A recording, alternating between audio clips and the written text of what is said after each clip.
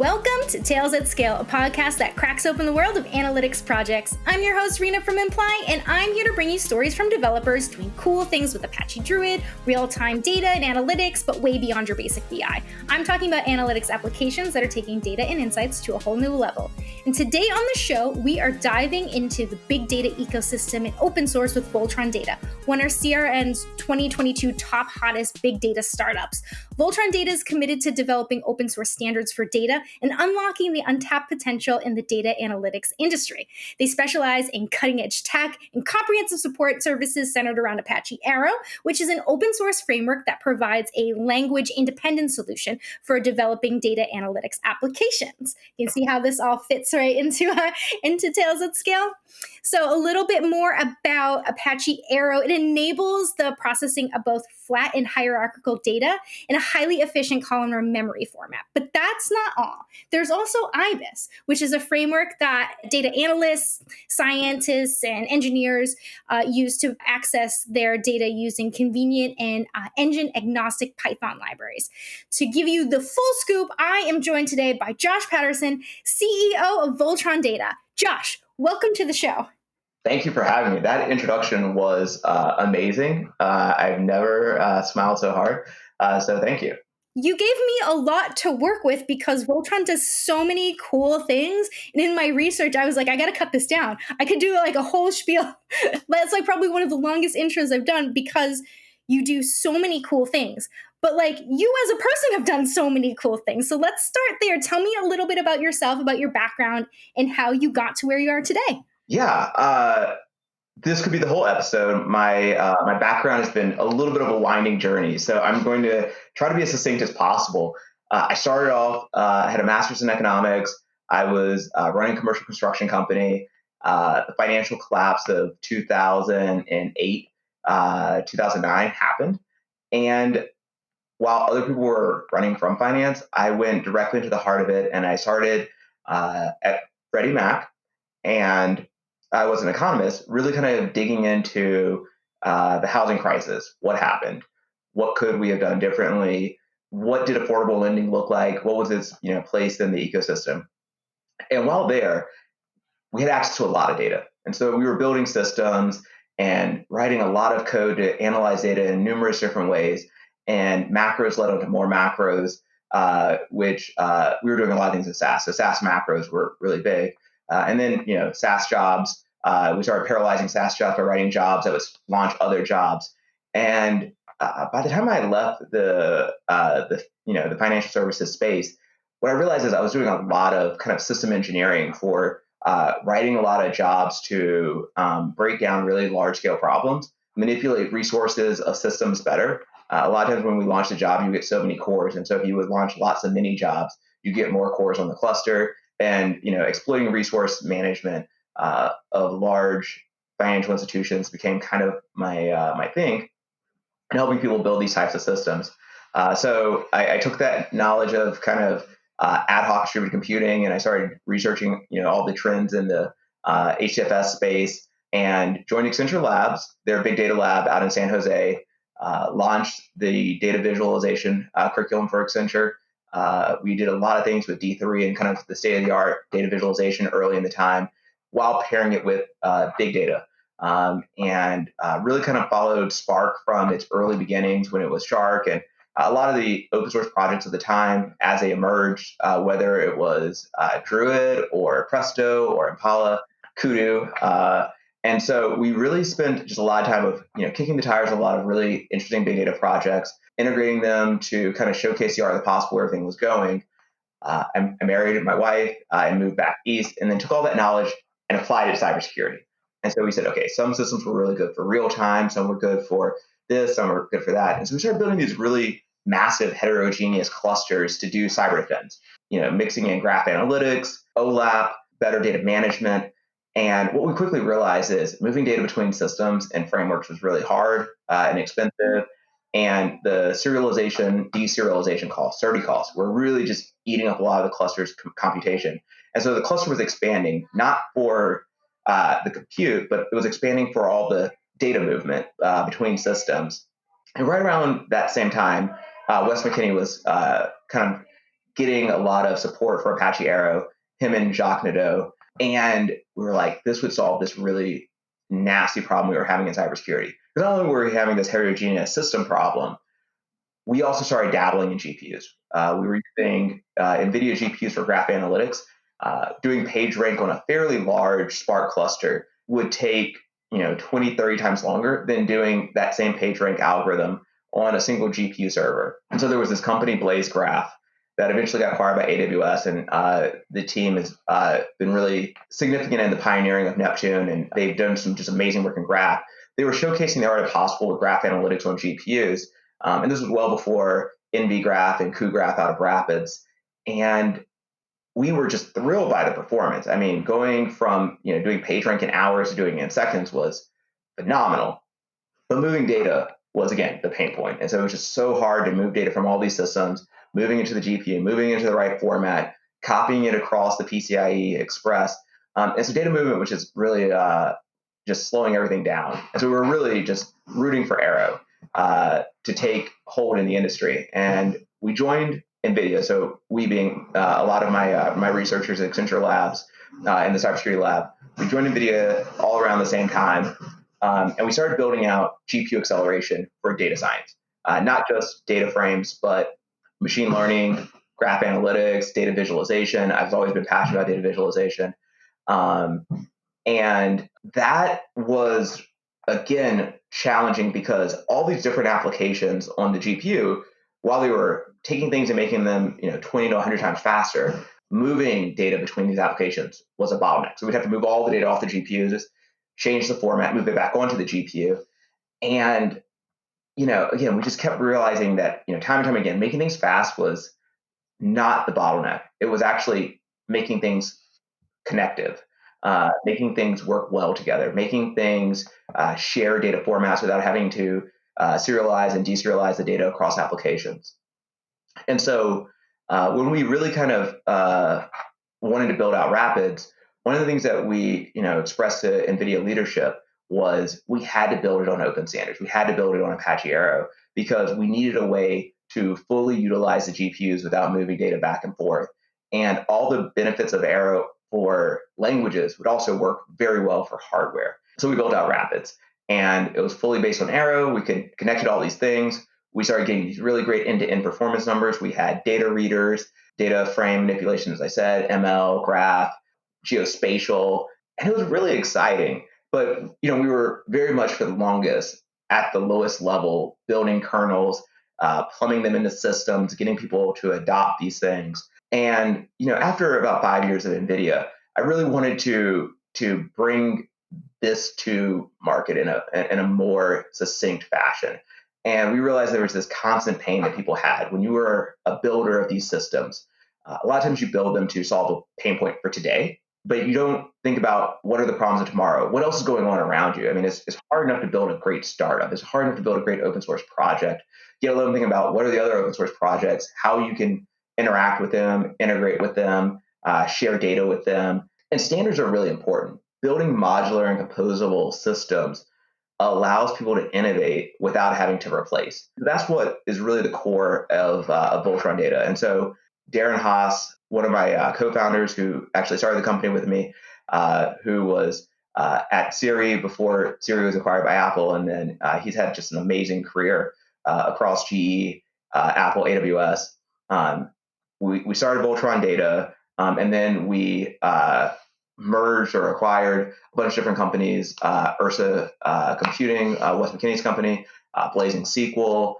We hired a bunch of amazing talent out of NVIDIA and AWS and Apple and just a bunch of other companies. And we just really formed this amazing company of just really gifted engineers. And our co-founder team is just phenomenal to work with. That really thinks about not just building something new, but what would it look like to push standards, to push modularity and composability, and help people adopt these things so the ecosystem can be more connected. Building new things was easier. New data products was faster, and that's what we do at Voltron Data. We really want to help people design and develop data systems, not that are future-proof, but are, more able to adapt to the future because of the standards that they adopt today. I mean, and one of those things, as big as your relationship with Apache Arrow is, it was actually Ibis that kind of got us in contact and talking. I've read that it's the new front door for data analytics and machine learning, which sounds super impressive. Can you tell me a little bit more about Ibis? Absolutely. So Ibis is a portable Python API. And so when you think about compute frameworks, you have how people interact with them, the API layer, and then you have the engine.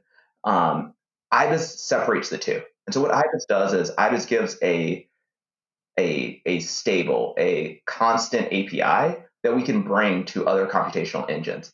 And so whether that is Druid or BigQuery or Snowflake or Impala, you know, dozens of different backends, users can write code and then they can run that code on these different backends, whether it's a SQL engine or something like Dask or PySpark, and it's quite flexible. And what it's meant to do is accelerate people's time to productivity. A lot of times, people have SQL, and the world is quickly adopting Python. Is becoming one of the most popular languages, if not the most popular language, especially in data science.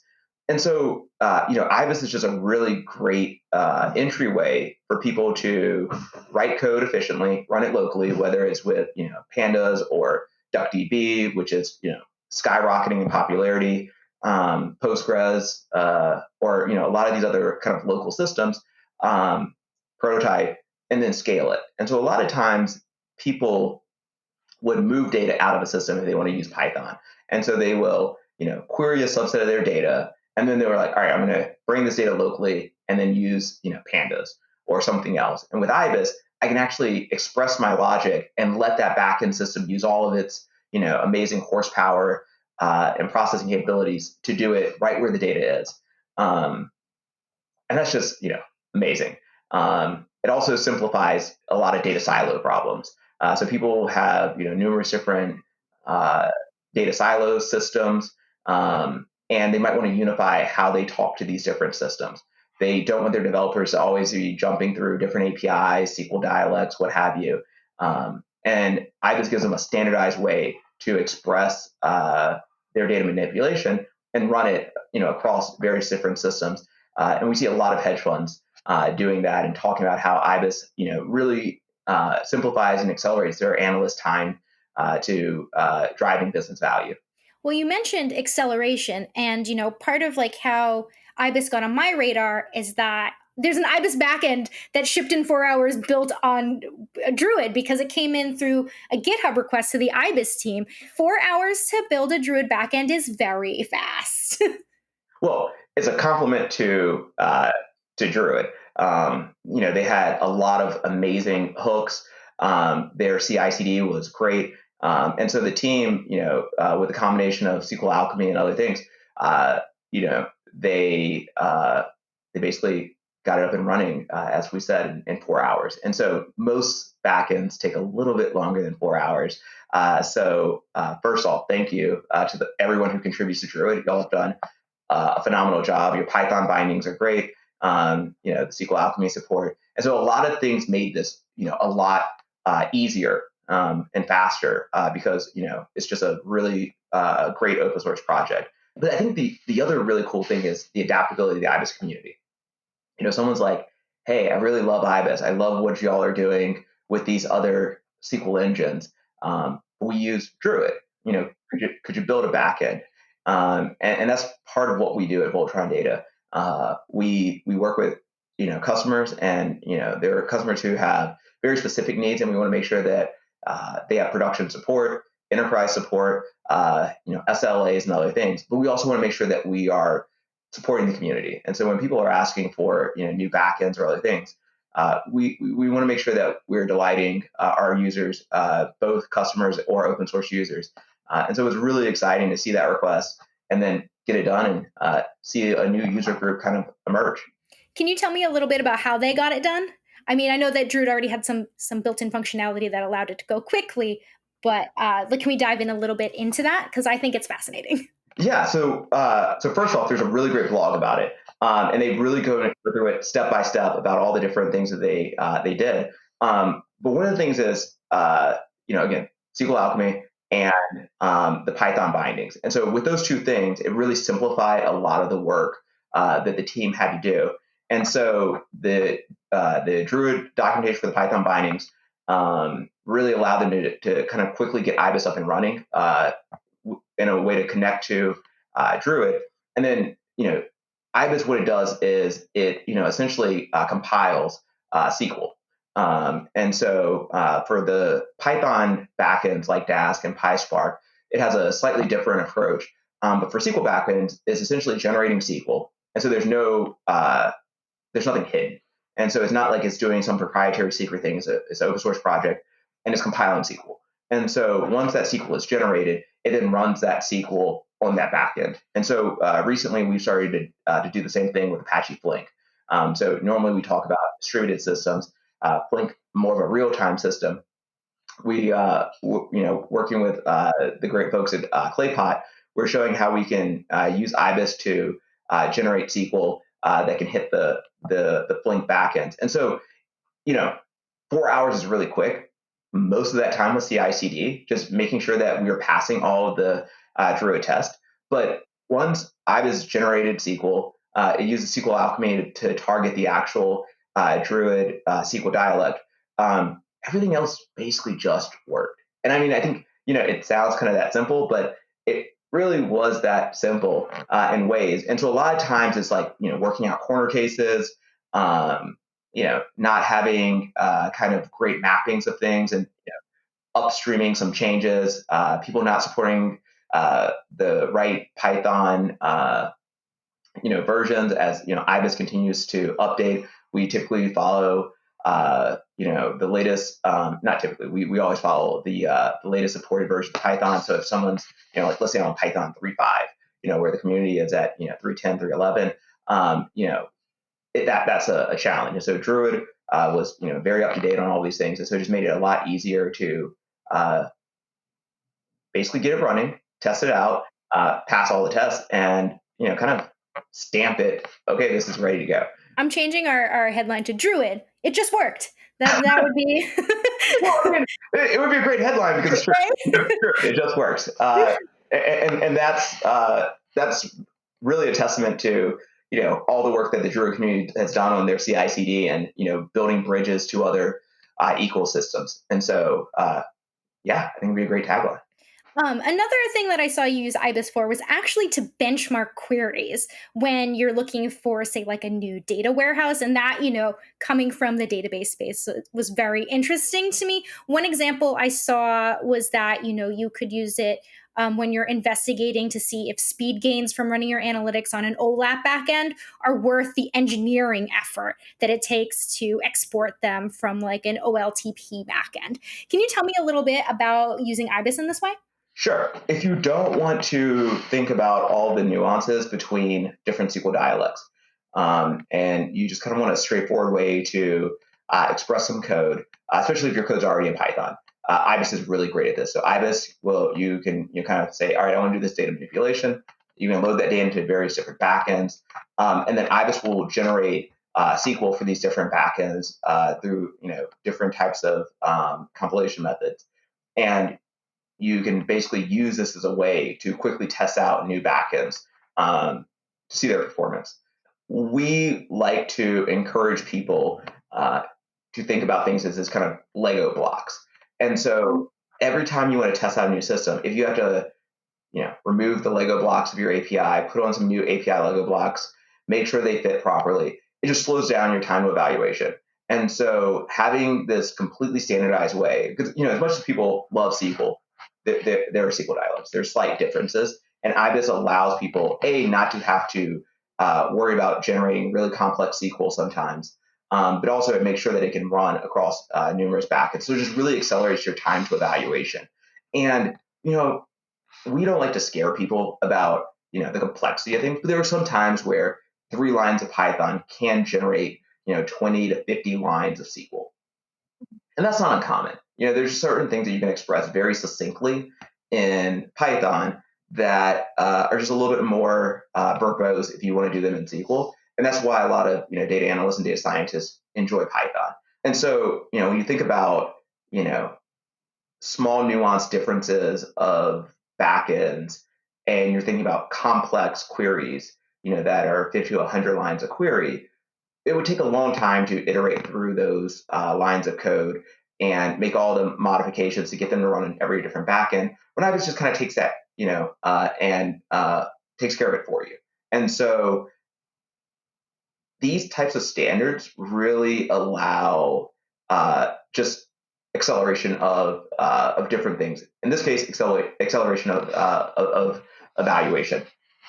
And it's similar to Arrow, where if you think about if you have a pipeline of data and you're kind of arrow in, arrow out all through your pipeline, if you one day want to remove a system and replace it with a new system, if that system also can generate Arrow, you don't have to change that ETL process between those 2 points. You can just plug in that new system and give it some instruction set so it can generate output that can continue your pipeline.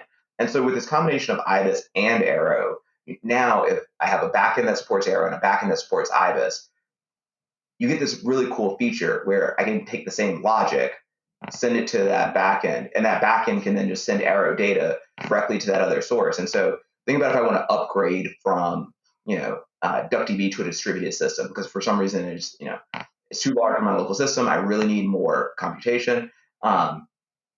If both systems can produce Arrow like DuckDB can, I can immediately just send that Ibis code to it, and now that thing is generating the SQL, it's running it, and now it's sending Arrow to your next data point in your pipeline, and everything just kind of works. And that's the benefit of these modular composable designs, and what's really exciting about kind of evaluating things. And so it just really allows people to prototype locally, deploy it a lot faster, and it just reduces a lot of friction in people's kind of big data journey. Well, you mentioned Arrow, and that's actually what I wanted to talk about next. Well, first of all, congrats on 67 million monthly downloads last year. That is incredible for an open source project. But I wanted to dive into it a little bit more because, I queued up Arrow in the beginning, but when we were chatting, you said that you wish that Druid developers utilized Arrow a little bit more. So let's kind of dive into it. Can you tell me a little bit more about Arrow and then where you think it fits within, Druid? So I know this is a podcast about Druid, and I'm going to talk about a few other data systems. And No. It's all one big happy community family of data analytics. Absolutely. And so, I think one of the, the great examples is really DuckDB. DuckDB has this great relationship with Arrow, and you can do these really great things by extending DuckDB. And it's because, I can use Ibis with it. I can use Arrow. It can connect to a lot of other things. Arrow, I think now it's north of 70 million monthly downloads and growing. It allows this, integration, this pipelining of data systems to be a lot easier. And it does this across languages and hardware as well. And so if I want to send things to GPUs, if I want to send things to Go or R, these things get easier with Arrow. And one example of this is recently Snowflake adopted not only Arrow and Nano Arrow, which is a more lightweight version of Arrow for connectivity. They also adopted ADBC, Arrow Database Connectivity. And it really allows them to power applications across Go, R, Rust, Python, C++, and other languages extremely easy. And so we've been working with the team at Snowflake on adopting ADBC. And it was really just a continuation of what they've already been doing with Arrow. And they had a really awesome way of describing it. And so they basically said that they added ADBC support for cross-language API support. And they did that with us, Voltron Data, because we help enterprises design and build composable data systems with open standards like ADBC, Arrow, Ibis, Substrate, and more. And so, they have a lot of users across the Java, Go, R, Python, C++ ecosystem. And, it's really hard to support all these users equally and give them all these really great benefits. without standards. And so standards really allow them to do this kind of ubiquitously across all their different users. And a while back, Streamlit adopted Arrow, and they were like, we deleted 10,000 lines of code, and we improved our like data connectivity, our data movement performance by 15x, and they gained a bunch of like new functionality. And so that's typically, what's the really awesome thing about things like Arrow and these, composable modular standards is you don't have to reinvent the wheel. And so by adopting these things, you get all these new functionality, you get all these new ways of connecting to different sources, and you reduce complexity. And JDBC, ODBC, they definitely have their place in the data analytics stack. But with ADBC, Arrow database connectivity, it really simplifies how we connect to analytical applications. We're just excited about all the companies who are and open source projects that are adopting ADBC and Arrow today, and we just want to continue to have more and more people adopt it because, again, you're right. It's one happy data analytics ecosystem, and the more these systems can talk to each other, you know, for me personally, the better we can start building kind of these end user applications like cybersecurity systems.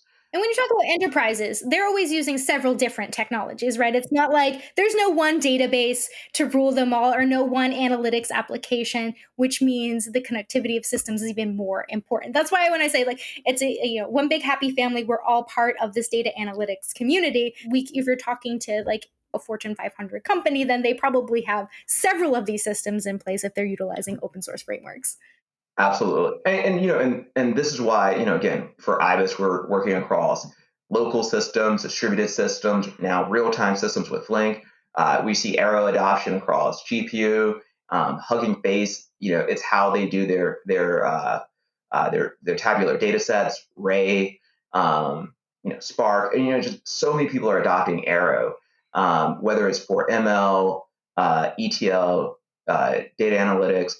It's really touching so many different parts of the data ecosystem and the data pipeline is because it allows this, pipelining of systems to be a lot easier.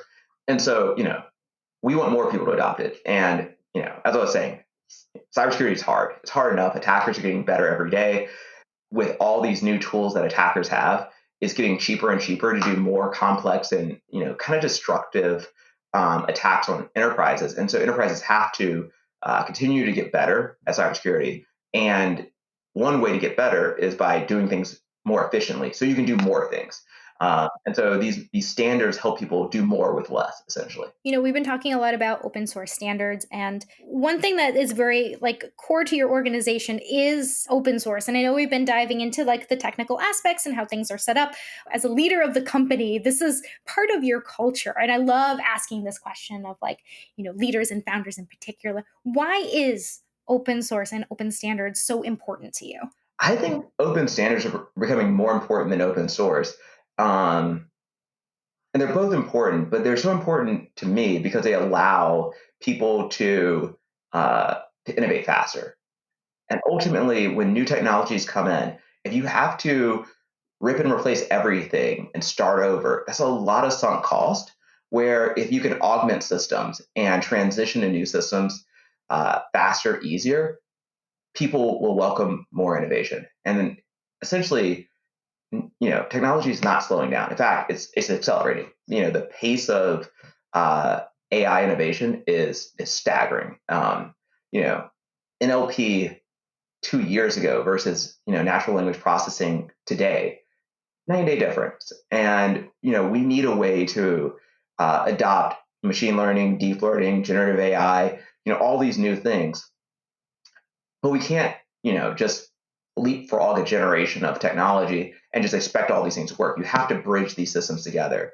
And spending 5 years at NVIDIA, one of the things that we started seeing from especially the largest organizations, they end up spending more and more time on data processing, ETL, data management, than machine learning, which is a little bit mind-boggling. A decade ago, if you were doing kind of state-of-the-art machine learning, deep learning, that was 90% of what you did. That was 90% of the time of your systems. That was 90% of the joules, the flops, the system's computational time.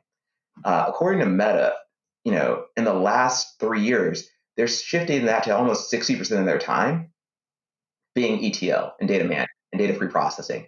And they think that problem is going to get 13 times worse in the next 3 years. And so there's clearly this innovation happening on making things faster, but pipelining is getting harder.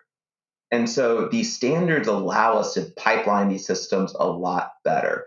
And so if I can go from a pipeline of just doing kind of data analytics just to understand a problem to then predictive modeling and using kind of your more traditional modeling, and then moving something to like GBDTs, gradient boosted decision trees, or random forests to add more fidelity or a more nuanced model, and then moving that to machine learning and deep learning. If the inputs to all these different modeling frameworks is the same, it allows that transition to happen more graciously. But if I have to go and redo my ETL pipeline to go from scikit-learn to XGBoost to PyTorch, that's very cumbersome. It's difficult. Then I have to be like, oh, do I really want to do this project or not? Do I really want to adopt this new innovation? Is that that model lift really worth it? And of course, as you adopt new technologies, your ETL refines. And you might want to compose your systems a little bit differently through that machine learning process. The faster you can do those things, the better your model is going to be. The faster you can iterate across your pre-processing, the more things you can try out. And one aspect of that speed and performance is this data connectivity, is just being able to pipeline these systems together by not paying those serialization, deserialization costs, is being able to use things like Ibis to simplify like how you talk to these different systems. And that provides some acceleration into this innovation of its own.